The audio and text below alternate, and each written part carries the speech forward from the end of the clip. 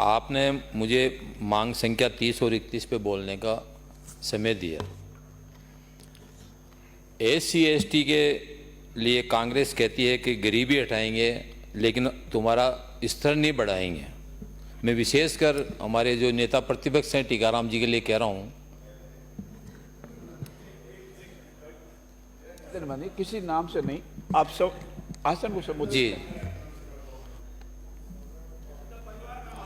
आदरणीय, कांग्रेस ने कई सालों तक इस राजस्थान पे शासन किया लेकिन ना तो गरीबी हटी है, ना गरीबी हटी है और न ही इनका स्तर उठाया गया है। इन समाजों का न भला कर पाए। अगर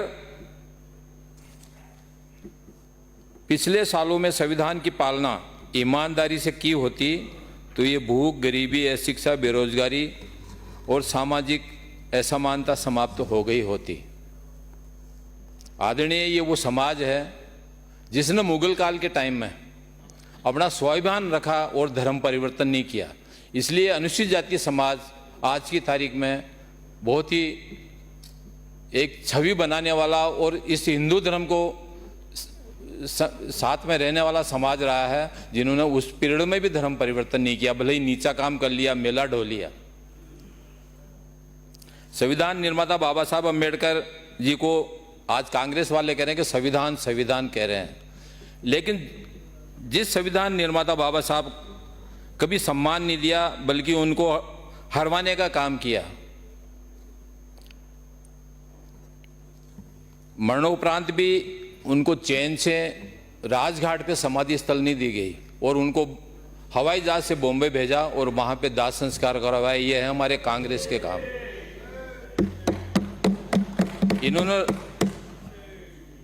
और तो और मरणापरांत संविधान निर्माता को भारत रत्न नहीं दिया। सम्मानीय अटल बिहारी वाजपेयी जी की अनुशंसा पे VP सिंह जी की गवर्नमेंट ने उनको भारत रत्न दिया। संविधान की बात करते हैं लेकिन पार्लियामेंट में एक चित्र भी नहीं लगवाया। मैं इन्हीं सदस्यों से कह रहा हूं कि संविधान की बात तो करते हैं लेकिन वहां पे पार्लियामेंट में कभी एक तेल चित्र भी नहीं लगवाया। उद्देश्य मात्र वोट बैंक की राजनीति करते हैं। पिछली सरकार में SC ST के विधान में सिर्फ मांगते ही रहे। गहलोत साहब कहते रहे कि तुम मांगते रहो, मैं देता रहूंगा, लेकिन 34 के 34 जो अनुसूचित जाति समाज से विधायक आते हैं, मैं BJP कांग्रेस दोनों की बात कर रहा हूं, कभी भी इन्होंने संविधान में संशोधन की बात नहीं करी, न संविधान की कोई बात उठाई। मैं धन्यवाद देता हूं अविनाश जी गहलोत को, जिन्होंने मंत्री बनने के बाद मेरे विधान क्षेत्र में गए और हमारी जो अनुसूचित जाति जनजाति की छात्राओं से का निरीक्षण किया और आज उनमें सुधार हुआ है। अभी अविनाश जी, इनका नाम अविनाश जी है, उनका गहलोत जी है। अभी हमारे एक सदस्य कह रहे थे कि अनुसूचित जाति समाज की जमीनों को जनरल में रजिस्ट्री होनी चाहिए। मैं भलाओ हो भैरू सिंह जी का, जिन्होंने कम से कम पंचायत राज के अंदर ये लागू किया आरक्षण, जिसकी वजह से आज हमारे जनप्रतिनिधि पंचायतों में हो चाहे जिला परिषदों में कम से कम बैठे हुए हैं। और अगर ये आप लागू करने की बात करते हो कि जमीनों को रजिस्ट्री हो जानी चाहिए, तो मालूम पड़ेगा कि वो वहीं के वहीं आपके घरों के बाहर बैठे हुए भीख मांगते हुए मिलेंगे। इसलिए ऐसा कोई उद्देश्य या इस सदन में नहीं पास करे, मैं आपसे निवेदन करता हूं। आदरणीय, मैं मांग के लिए बताता हूं आपके माध्यम से मंत्री महोदय जी को कि जो हमारे अनुसूचित जाति समाज के छात्रवृत्ति योजना में 2.5 लाख तक की सीमा तय है और वही छात्रवृत्ति OBC समाज में 8 लाख की है, तो उसे असमानता को दूर करें। मैं सदन में आपके माध्यम से बात करना चाहता हूं, क्योंकि OBC का स्तर तो फिर भी ऊपर है, अनुसूचित जाति का तो 2.5 लाख का बहुत ही कम है। तो कम से कम 8 लाख जिनकी आय हो उनको भी ये सुविधा प्रदान की जाए। अनुसूचित जाति समाज को संवैधानिक दर्जा प्राप्त करने के लिए अनुच्छेद 338 और 338A के तहत किया गया, लेकिन आज भी राजस्थान सरकार द्वारा राजस्थान अनुसूचित जाति आयोग के संवैधानिक दर्जा प्रदान नहीं किया गया। तो मेरा आपसे निवेदन है कि ये अभी बीच में कई साथी बात को उठा रहे थे, तो मेरा निवेदन है कि इसको संवैधानिक दर्जा दिया जाए। कॉलेज शिक्षा के अंदर आदरणीय मेरा अनुसूचित जाति समाज के कई युवा बेरोजगार लोग हैं और वो युवा बेरोजगार लोगों को विद्या संबल योजना में उनको आरक्षण नहीं है। वो जो संविदा के तौर पे 60,000 रुपये मिलते हैं, तो अगर इनको संविधान अपना इसमें इस कॉलेज आयुक्तालय में अगर इसको प्रदान कर दी जाएगी स्वीकृति आरक्षित पदों के लिए, तो 60,000 रुपये महीने पढ़ाने के मिलते हैं, तो बेरोजगारी काफ़ी कुछ दूर हो जाएगी।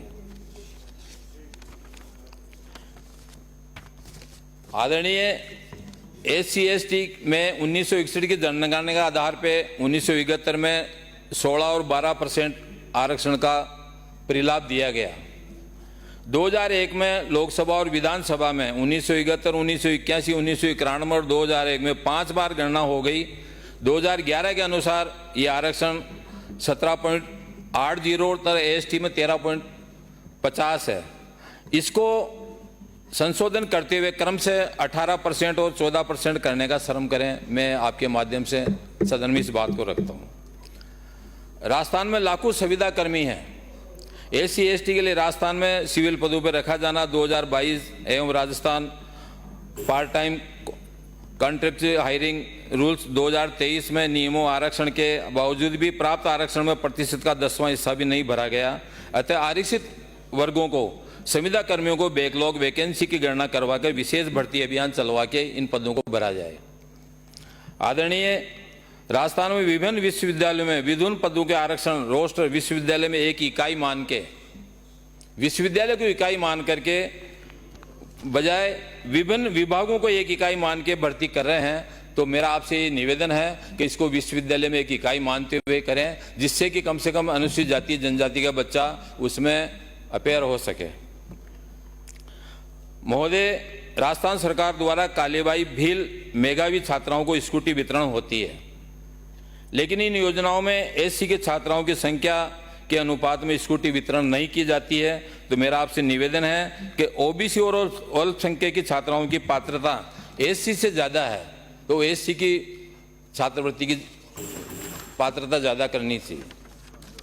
राजस्थान सरकार के अंतर्गत कार्यरत सरकारी संस्थाएं जैसे सहकारी बैंक है, दुग्ध फल भंडार इत्यादि हैं, क्रय विक्रय समितियां, उपभोक्ता भंडार है आदि में संचालन मंडलों में SC/ST का आरक्षण होना चाहिए। Doctor Bhimrao Ambedkar welfare society का आदरणीय 2 मिनट लूंगा, ज्यादा नहीं लूंगा। 2 मिनट नहीं है। वेलफेयर सोसाइटी के वर्ष 16 में मुख्यमंत्री आदरणीय वसुंधरा राजे ने सोसाइटी को 1,86,00,000 रुपए का कॉन्फ्रेंस हॉल दिया।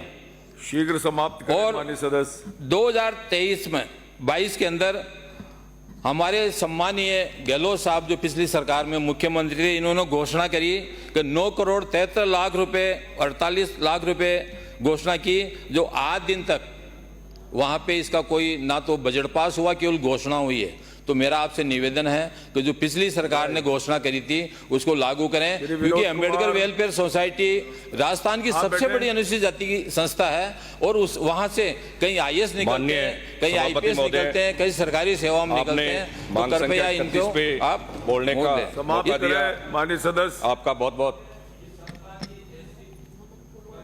बहुत धन्यवाद।